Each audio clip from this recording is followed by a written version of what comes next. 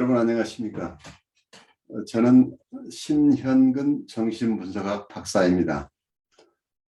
저는 뉴욕에 있는 혁신 라이프 코칭 연수원의 창설자이며 운영자입니다. 그리고 한국에 있는 한국임상정신분석연구소 공동소장으로서 정신분석가들 양성에 주력하고 있습니다. 여러분과 함께 공부할 과목은 정신분석적 인간 이해입니다. 이 과목에서는 정신분석학의 정의와 두 가지 기본 가설, 즉 무의식에 대한 인식과 그리고 심리적 결정론에 대해서 여러분과 함께 나누고, 인간을 이해함에 있어서 가장 중요한 우리의 욕동 혹은 본능에 대한 이론, 그리고 우리의 마음의 구조에 대한 이야기들을 하게 될 것입니다. 이를 기반으로 원본능과 자아를 어떻게 구별할 것인가, 그리고 자아는 어떻게 발달하는 것인가, 그리고 자아와 원본능 간의 갈등이나 대립이 있을 수 있는데, 이 자아가 스스로를 방어하는 여러 가지 기능이 있는데, 이 자아가 가지는 방어 기제들은 어떤 것인가 하는 얘기를 나누면서 자아의 발달에서 가장 중요한 대상관계를 어떻게 이해할 것인가, 그리고 대상관계가 발달함에 따라서 초자아가 발달하게 되는데, 초자아의 발달 과정과 그 기능에 대해서 여러분과 함께 나누고, 그리고 정신분석이 무의식의 세계를 기반으로 하기 때문에 실수와 재치, 그리고 꿈에 대해서 함께 공부하겠습니다. 그리고 정신분석학이 심리학 전체를 다루는 일반 심리학이긴 하지만 연원적으로 정신병리 측면에서 발달되어 왔습니다. 그래서 정신병리론에 대해서 우리가 공부하고, 정신적 갈등이 정신병리에 영향을 미치긴 하지만 또한 정상적인 발달 과정에서도 정신적 갈등은 큰 영향을 미치기 때문에 이 정상적인 정신 기능과 정신적 갈등에 대해서 알아보고, 그리고 우리가 태어날 때 이고나 혹은 셀프라고 하는 자아나 자기를 가지고 태어났는지에 대한 논쟁에 대해서 여러분과 알아보도록 하겠습니다.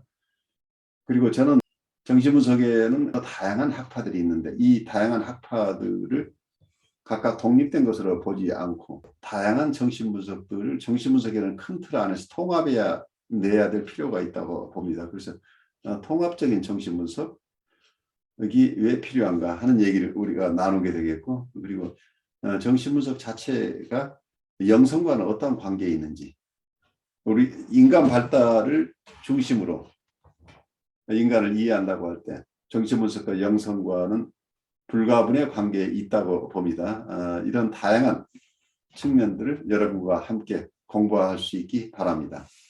여러분 감사합니다.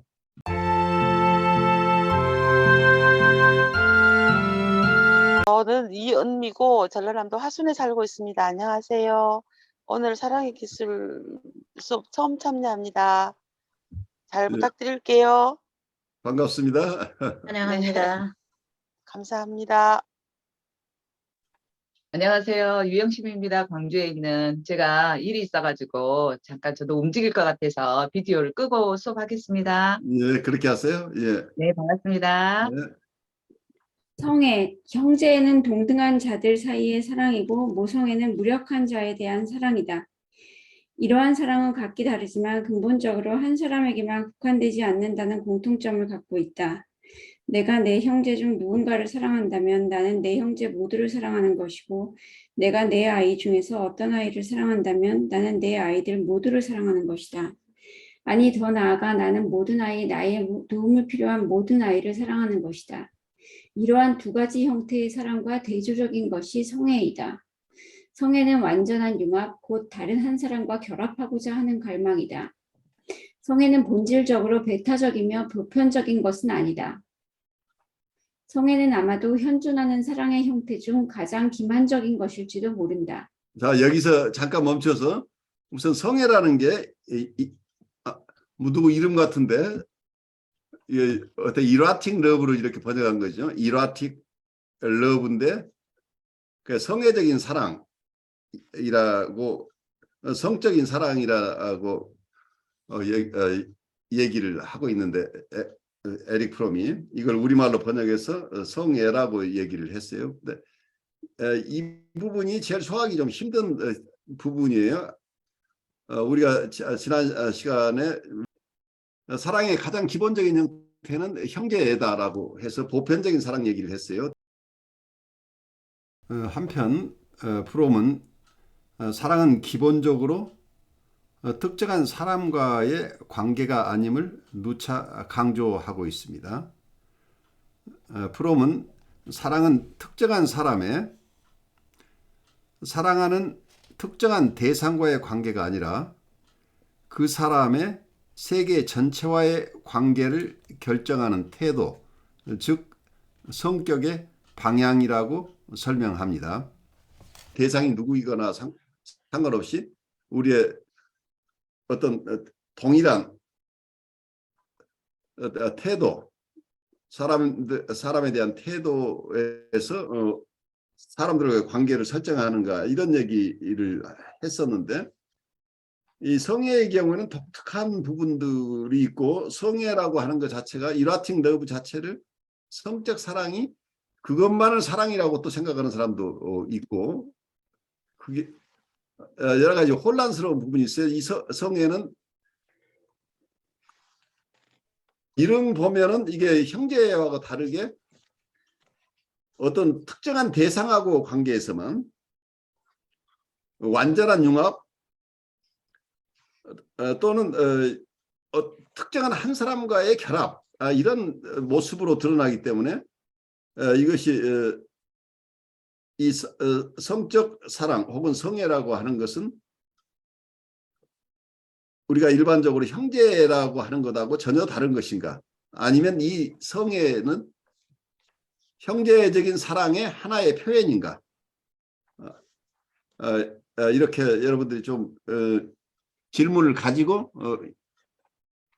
오늘 한 시간 우리 함께 애써보는 게 좋을 것 같아요. 그래서 성애라고 하는 게 가장 디셉티브하다고 하는 게 가장 기만적인 개념이라는 게 성애라고 하는 게 일반적으로 우리가 얘기했던 사랑의 개념, 본질적인 사랑이라고 생각했던 형제가 가지고 있는 이런 요소들하고 어느 부분까지 합당한 것인가? 이건 전혀 다른 것인가? 아니면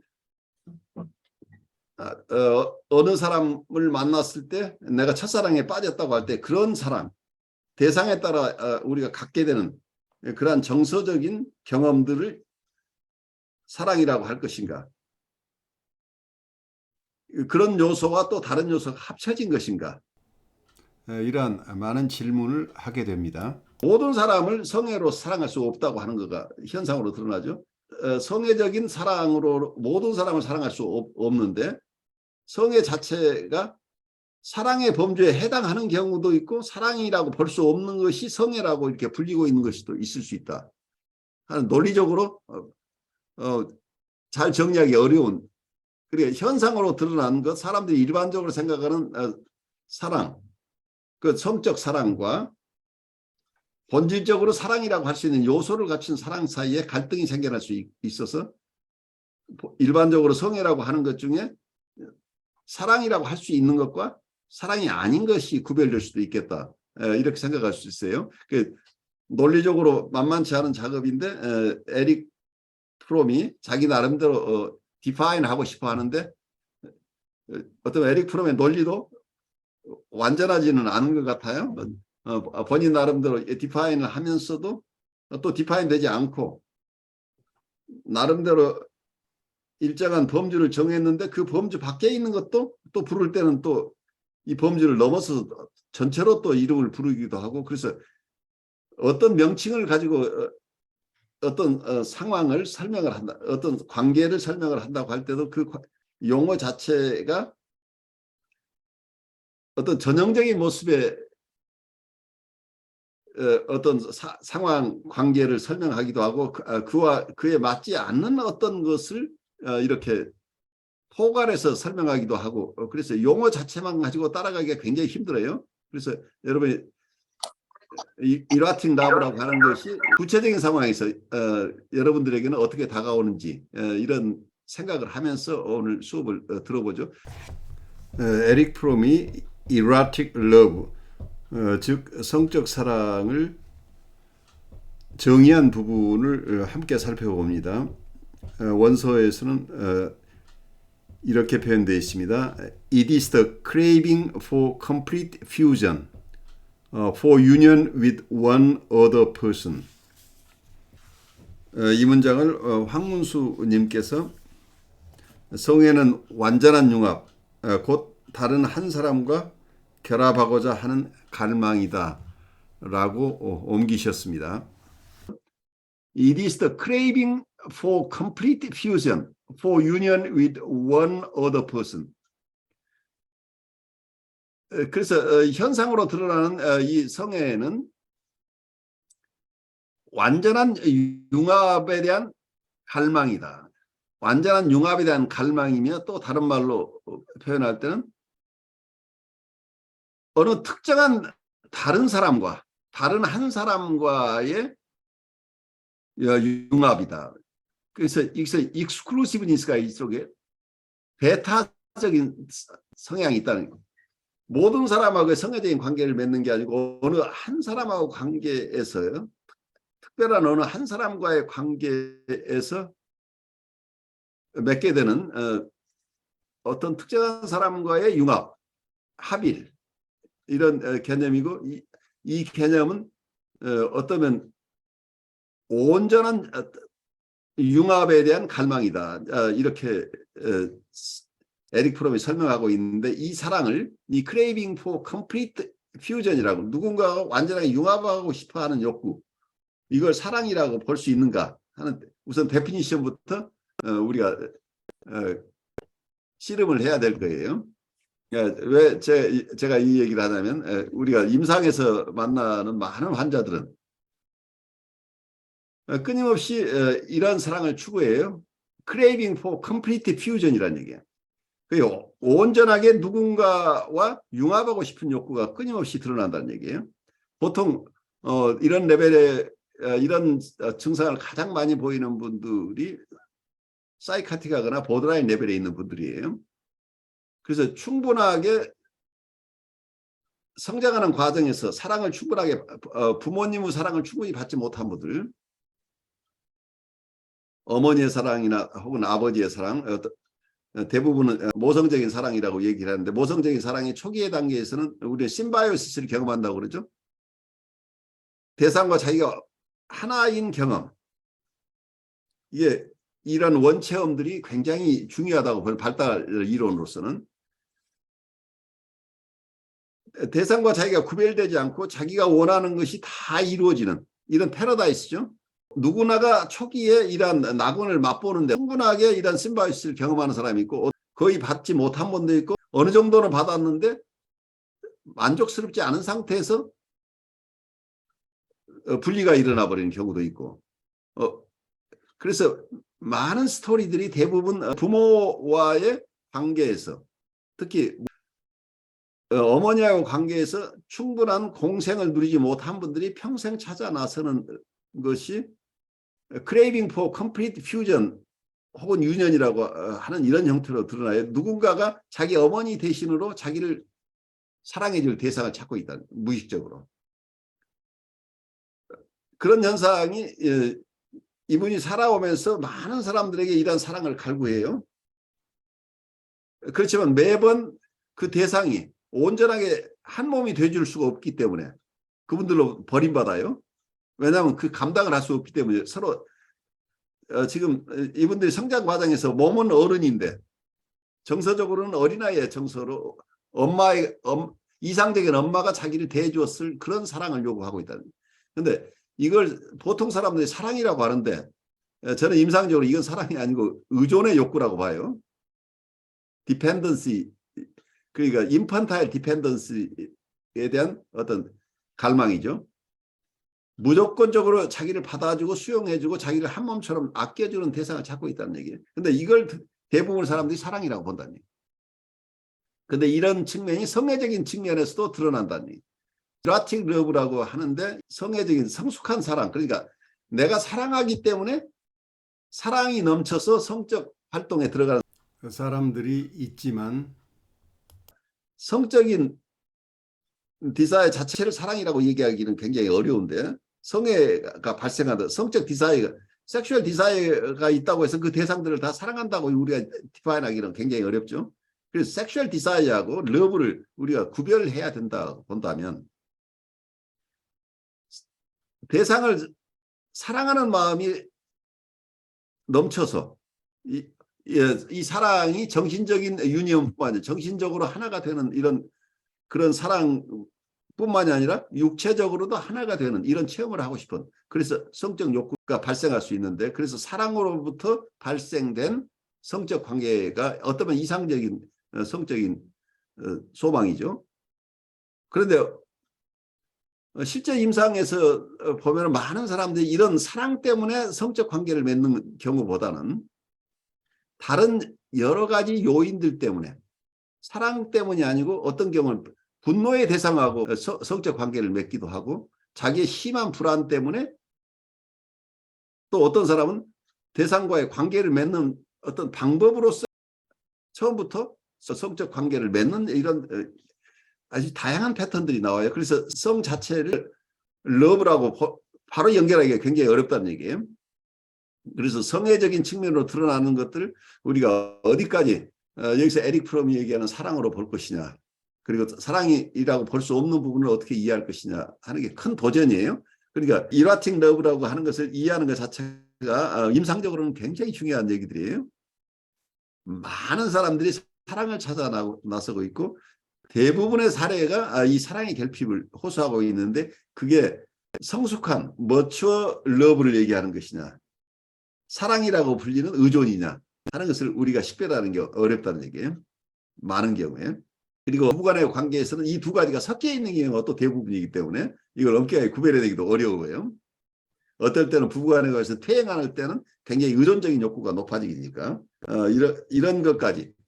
그러니까 진정한 사랑이라고 하는 건 어쩌면 퇴행된 모습까지도 수용하는 것이라고 한다고 이렇게 넓혀간다고 한다면 큰 사랑 속에 의존적인 욕구까지 포함시켜서 이렇게 얘기할 수도 있는데 논리적으로 디파인하는 것이 쉽지 않은 그런 주제죠. 우선 이 얘기가 깊어지기 전에 여러분들이 성적 사랑 혹은 이라틱 러브라고 할 때 여러분에게 오는 첫 인상이나 아니면 과거의 어떤 것들하고 연계 속에서 연상들이 있으면 잠깐 우리 긴장을 풀 겸 우리 사랑 얘기를 하니까, 그것도 여러분들이 가장 거북한 성적 사랑에 대한 얘기를 하는데 심리적으로 좀 이완이 돼야 되는데 여러분 이걸 너무 논리적으로만 생각하다 보면 여기서 공부할 게 하나도 없어요. 그래서 이 성적 욕구가 사랑이라는 이름과 연계돼서 많은 사람들에게 영향을 미치고 있는데, 이제 이런 것들이 여러분 주위에서는 어떻게 전개되고 있고, 여러분들이 관찰한 것 아니면 또 여러분들이 체험한 것, 이런 것들을 좀 나눴으면 좋겠어요. 저는 여기서 질문이 있는데, 여기서 이로틱 러브라고 하는 것하고 섹슈얼 러브하고 이게 같은 동의어로 이 저자가 사용을 한 건가? 저는 안 읽어봤어요. 내 뒷부분도 안 읽어보고. 그래서 그 부분이 영어 문제인데 에릭 프롬한테 물어봐야 돼요. 무슨 마음으로 썼는지는 그분밖에 몰라요. 그러니까 우리가 이 챕터를 읽어가면서 여러분 나름대로 심정을 형성하셔야 돼요. 근데 이로틱 러브를 한다면 굉장히 더 많은 부분을 더 넓게 이렇게 포함을 할 수 있겠다라는 생각이 들어요. 좀 더 구체적으로 설명을 하시면 어떻게? 이로틱 러브 하면 이성으로서 사랑할 수도 있고 정신적으로도 사랑할 수도 있는 부분도 이성에 대한 사랑을 이로틱 러브도 들어갈 수 있지 않을까 하는 생각이 들어요. 그런데 여기서는 이라틱이라는 러브의 개념을 넓혀서 설명할 수 있겠죠. 그런데 여기서는 사랑의 종류를 쭉 얘기하고 있다고 한다면 클래시파이 된 중에 이라틱 러브는 섹슈얼 러브를 얘기하고 있을 것으로 이름은 보여요. 그러니까 여기에서 많은 개념의 혼란이 오는 게 프로이드가 심리성적인 발달 과정을 설명하면서 사이코섹슈얼하게 성적 욕동의 발현, 성적 욕동의 만족이 러브라고 봐버린 부분이 있어요. 그러니까 성적 욕동이 채워지는 것을 사랑이라고, 그리고 이게 만족이다. 이게 해피니스다. 행복론까지 이렇게 연결돼 있어요. 말하자면 성적 욕동이라는 게 심플한 게 아니고 어떤 초기에 프로이드의 개념에 의하면 성적 욕동이 나중에는 공격적 욕동도 포함해서 이론 구성을 하지만 초기에는 성적 욕동 중심인데 동물적인 속성으로 우리 인간을 이해했다는 얘기예요. 우리 안에는 동물적인 속성으로서 우리는 성적 욕동과 공격적인 욕동이 있는데 이것은 만족을 추구하는 거란 얘기예요. 그래서 이게 충족된 상태를 부르기를 행복이라고, 만족이라고, satisfaction인데 이게 happiness라고, 그러니까 욕동이 충분히 채워지는 것을, 마음껏 채워지는 것을 이걸 행복이라고 보고 그리고 그걸 사랑이라고 봤던 초기 개념이 숨겨져 있어요. 그런데 이게 사회적으로 용납되기가 굉장히 어려우니까 우리 안에 있는 이런 성적 욕동이나 공격적인 욕동이 만족돼야 거기서 쾌감이 오는데, 쾌락이 있는데, 플레이스 프린시플 처음에 얘기가 이제 그 얘기죠. 그렇지만 사회적으로 용납되지 않기 때문에 사회 규범하고 상충하는 부분이 일어나죠. 그래서 우리 안에 이성적인 이고나 그리고 도덕적인 슈퍼 이고하고 우리의 욕동이 충돌한다고 보는 거죠. 여기서 인간의 근원적인 갈등, 그래서 마음과 몸의 갈등으로 봤어요. 프로이드는 우리 인간 심리를 이해할 때 몸과 마음의 충돌이라고 본 거예요. 왜냐하면 여기서 몸이라고 하는 것은 욕동은 신체에서부터 발현한다는 얘기예요. 우리 몸으로부터 이런 욕동이 출발하기 때문에 이 몸은 프로이드가 보기에는 이게 비스트라는 얘기, 이게 짐승이라는 얘기. 우리가 짐승적인 부분을 가지고 있어서 짐승들이 가지고 있는 욕동들이 우리를 지배하려고 하는데 이게 충족되면 만족하고 행복하다고 느낀다는 얘기예요. 성적 욕동이 채워졌을 때 사랑이라고 부를 수도 있는 이런 묘한 관계인데 프로이드가 이런 식으로 단순하게 설명한 게 아니고 나중에 서블리메이션이라는 개념을 승화라는 개념을 가져오죠. 승화라는 개념을 가져서 원래는 성적이 남녀 간의 결합을 통해서 자기의 욕동을 성적 디자이어를 만족을 얻고 싶었는데 에임, 그러니까 그런 목적을 바꾸고 대상을 바꾸어서 어떤 사람은 예술 활동을 하고 어떤 사람은 사회 활동을 하고 어떤 사람은 종교 활동을 한다. 이렇게 해서 승화된 모습으로 우리는 살아간다. 그렇지만 근본적으로는 성적 욕동에서부터 오는 것이다. 이런 개념이 속에 숨어 있어요. 승화라고 얘기를 하지만 근본적으로는 성적 욕동이라고 하는 섹슈얼 디사이어, 섹슈얼 인스팅트 혹은 섹슈얼 드라이브가 밑바닥에 있다고 봤던 거죠. 그런데 이 프로이드의 얘기는 많은 임상 경험에서 틀렸다고 봐요. 왜냐하면 많은 분들이 욕동 중심으로 이런 이니비션이 걸리지 않고 억압이 없는 상태에서 성적인 욕동이 완전하게 충족되었을 때 이 사람이 사랑하는 상태냐면 이 욕동이 제지되지 않고 계속해서 만족을 얻는 이런 삶으로 가는 사람들은 인격적으로 성숙이 되지 않고 거의 사이카틱한 상태로 갈 가능성이 높다는 얘기예요. 이 사람이 행복해지거나 사랑을 하는 게 아니고 사이카틱한 상태, 정신증으로 가버린다는 얘기예요. 그러니까 프로이드가 처음 생각했던 욕동의 만족으로 사랑이 있거나 행복해지는 게 아니라 그 행복론 자체가 틀렸다고 보는 견해들이 많은 거죠. 그래서 사랑의 개념 자체도 이제 이런 욕동의 만족이라는 개념만 가지고는 설명하기 굉장히 어려워진 거죠. 그래서 어쩌면 프로이드 초기 이론으로부터 우리 인간의 욕동이 우리가 타고난 이 욕동과 나중에 이 사회에 와서 이 사회의 규범에 맞춰서 살고 합리적인 이성을 통해서 인간적인 삶을 영위하기 위해서 이 갈등 관계가 빚어지는 이런 심리 구조에 대한 설명들을 프로이드가 하고 있는데 프로이드는 지금 에릭 프롬이 얘기하는 사랑의 개념 인정을 안 해요. 트랜스퍼런스 러브라는 개념이 나오죠. 우리 정신분석에서 전위적인 사랑이라고 하는 거가 이 전위적인 사랑이나 순수한 사랑이나 구별할 게 없다는 게 모두가 전이 사랑이라고 봐버려요. 그러니까 원대상과의 관계에서 맺었던 어떤 원대상이 느꼈던 정서가 계속 전이로 일어나는 거기 때문에 우리가 누구를 만나고 사랑한다고 하는 게 거의 다 어린 시절의 경험의 재현이라고 보고 있어요. 프로이드는. 그래서 그렇게 매번 누군가를 선택하고 만나고 하는 것 자체가 이런 원경험하고 관련돼서 전이현상으로 일어나는 것이 임상에서도 드러나기 때문에 임상에서 트랜스퍼런스 러브, 전이 사랑이라고 하는 거가 특별한 게 아니고 일반적으로 느끼는 사랑하고 구별할 게 없다, 이렇게 이론이 가버려요. 그게 프로이드 이론의 사각지역이에요. 보통 사랑이라고 얘기하는 것과 전이 사랑을 구별할 수 없다고 보는 게 프로이드의 입장이라. 그래서 현대에 와서 그렇게 보지는 않죠. 이걸 구별하고 일단 전이 사랑을 실제적인 사랑으로 관계가 맺어지게 되면 임상의 실패라고 보는데, 이제 이런 부분이 프로이드는 근원적으로 본능의 만족이라고 하는 이런 성적 본능의 만족이라는 개념에서 크게 벗어나지 못하고 있었다고 보여요. 교수님, 이제 저는 어떤 면에서 보면은 그 사랑이라고 규정하는 자체가 어떤 개념의 문제라는 생각도 들거든요. 예, 인간이 가지고 있는 그 사랑이라고 느껴지는 것은 외부로 나타나는 정서이든지 깊은 내면에서 경동이든지 간에 내면에서 느껴지는 경험들인데, 그걸 갖다가 세분화시켜 가지고 이건 이거다 저건 저거다 하고 개념화시키는 과정 속에서 프로이트는 본능이라든지 본능 밑바닥에 있는 것부터 시작하니까 이게 사실 산악이라는 정서는 다 같은 거다라는 데 주장을 할 수 있는 것 같고, 좀 더 세부적으로 에리 프롬 같은 경우에는 그걸 좀 더 섬세하게 나눠 가지고 이제 말하면서 이런 부분 저런 부분 이렇게 말한다는 생각이 들거든요.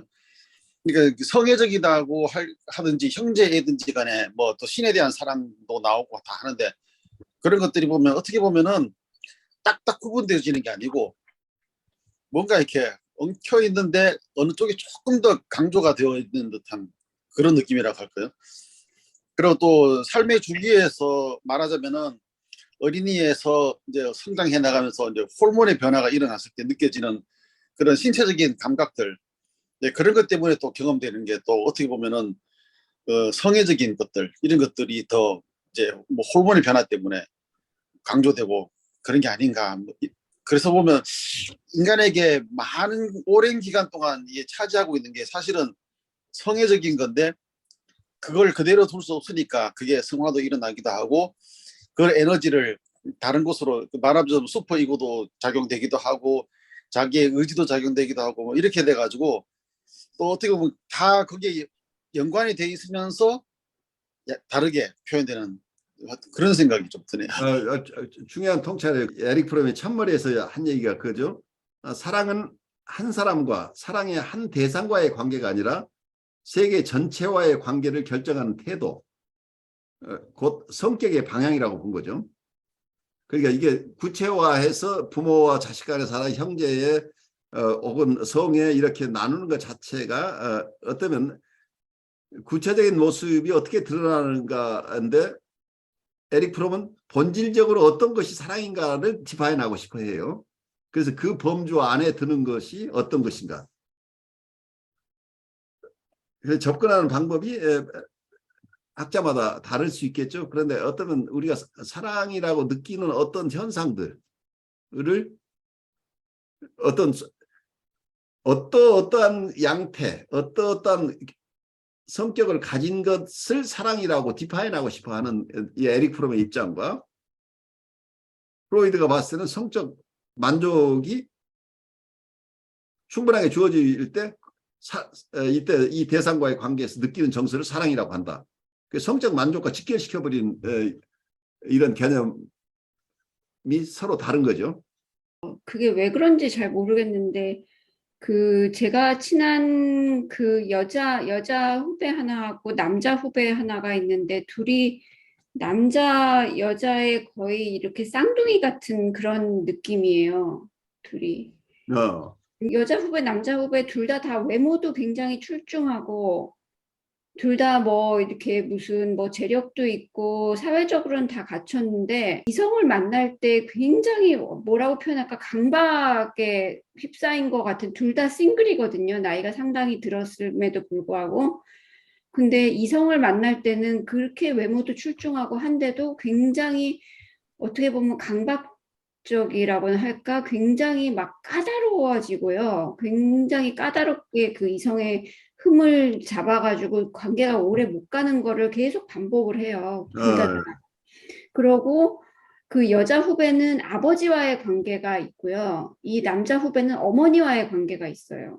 그러니까 너무나 밀착돼 있어서 너무나 자기는 데디스 그 딸이지 데디스 도터지 이렇게 얘기할 정도로 그 남자도 막 입만 열면은 엄마 얘기를 하고 그렇게 얘기를 하는데 뭔가 모르게 이게 약간 비정상적이다라는 느낌이 들죠. 저는 자세한 건 몰라도 근데 둘 다 공통적으로 이성에 대한 문제가 있어요. 근데 둘 다 또 똑같이 이게 제가 그 남자 후배랑은 아주 그냥 긴밀한 그런 얘기는 못하지만 여자 후배랑도 얘기해보고 그 느낌상 그러면은 섹스에 대한 것도 굉장히 문제가 있는 게 저희 같은 경우에는 뭐 무슨 이렇게 사랑하면은 좀 이렇게 손도 잡고 싶고 이런 게 자연스럽게 이렇게 사실은 섹슈얼한 걸로 이렇게 가는 그런 걸 상상을 하잖아요. 뭐 부부라든지 연인이라든지.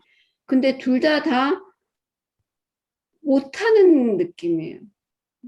어, 그것을 굉장히 죄악시 생각을 하는 것 같고, 이렇게 술을 마셔야지 이렇게 할 수 있는 약간 그런 느낌인 거예요, 둘 다. 오이디푸스 이슈라고 볼 수도 있지만 프리에더프란 지점이 통과가 안 된 분들이 가능성이 있잖아요. 그러니까 약간 그런 느낌이 있어요. 대상과의 분리가 지금 안 돼 있잖아요. 그런 것 같아요. 근데 둘 다 지적으로는 굉장히 똑똑하고, 굉장히 둘 다 선남선녀들이에요. 근데 하여튼 이때까지도 이렇게 그 이성을 만나가지고 교제를 하면은 선남선녀가 좀 가까워지면은 너무나 너무나 이상한 태도를 보이고. 그러니까 근데 성 자체를 두려워하고 있잖아요. 그러니까 이분들은 머처한 섹슈얼리티까지 발달이 안 됐다고 봐요. 성 발달 심리로는. 그러니까 우리가 보통 얘기하는 구강기, 항문기, 남근기, 그리고 잠재기 거쳐서 이제 성기기, 제니털 피리어드로 들어가야 되는데 남녀 간의 결합이라고 하는 그 지점에서 거기에서 만족을 얻고 거기에서 자연스럽게 그 성을 수용할 만한 발달 단계까지 가지 않고 프리에더프란 지점에 있을 가능성들이 있는 거예요. 그러니까 융합된 대상과의 관계가 아직도 지속되고 있을 가능성이 있잖아요. 그런 것 같아요. 예. 프로이드의 성 이론이 많은 컨퓨전을 가져오는 게 성숙한 사람들이 생각하는 남녀 간의 결합을 성이라고 생각하지 않고 유아성역 이론을 가지고 정신분석이 발달해 왔지만 너무 이제 이쪽에 치우치다 보니까 우리가 보통 생각하는 성이라고 하는 것하고 전혀 별개의 유아들이 대상과 융합하고 싶은 욕구, 그 융합된 원대상으로부터 분리되고 싶어하지 않는 욕구, 이런 것들을 다 성적이라고 봤던, 이것도 섹슈얼리티라고 봤던 것들이 조금 무리한게 우리의 개념의 혼란을 더 가져오지 않나 싶어요. 그 유아성욕이라고 하는 것은 사실은 성욕이 아니고 제가 봤을 때는 거의 대부분이 융합하고 싶은 욕구예요. 하나가 되고 싶은 욕구죠. 그래서 분리되고 싶어 하지 않고 그 대상에게 그냥 함께 있고 싶어하는 욕구란 얘기죠. 혼자 떨어져 나가서 독립해서 산다고 하는 것이 이분들에게는 두려움의 대상이죠. 그런 것 같아요. 그리고 그러니까 그 여자친구의 아버지는 돌아가셨는데 거기에 대한 굉장한 분노를 표출하는 것을 여러 번 들었고요. 그 남자친구는 어머니의 얘기를 굉장히 막 그 엄마 얘기를 하면은 막 약간 이러는 느낌 있잖아요. 다 큰 중년 남자에 가까운데 다른 얘기할 땐 굉장히 냉정한데 엄마 얘기를 하면 약간 이런 느낌이고. 그 정서적으로. 근데 그 기본 정서가 사랑인가요? 분노인가요? 그 남자친구요. 네. 그게 복합돼 있는 것 같은 느낌이에요. 바로 그거란 말이에요. 사랑과 미움을 이분들은 정리를 못하고 있는 거죠. 예, 그게 동시에 있는 느낌이고 또 한 가지는 둘 다 공통적으로 다른 사람의 어떤 관계 있잖아요. 무슨 네. 뭐 연애를 했는데 뭐가 어떻다 해도 굉장히 비판적이에요.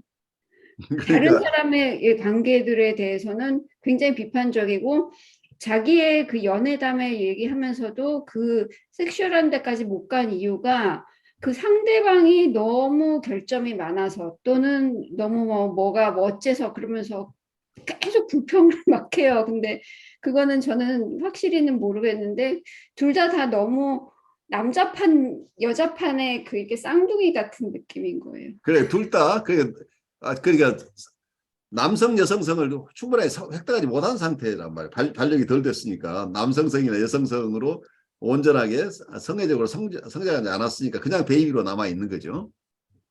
그게 지성적으로 이거랑은 별개인가 봐요. 전혀 다른 거죠. 그러니까 네. 지성적인 것하고 정서적인 건 전혀 다르기 때문에 그러니까 머리가 좋은 사람들 중에 굉장히 어려움을 겪는 사람들이 많아요.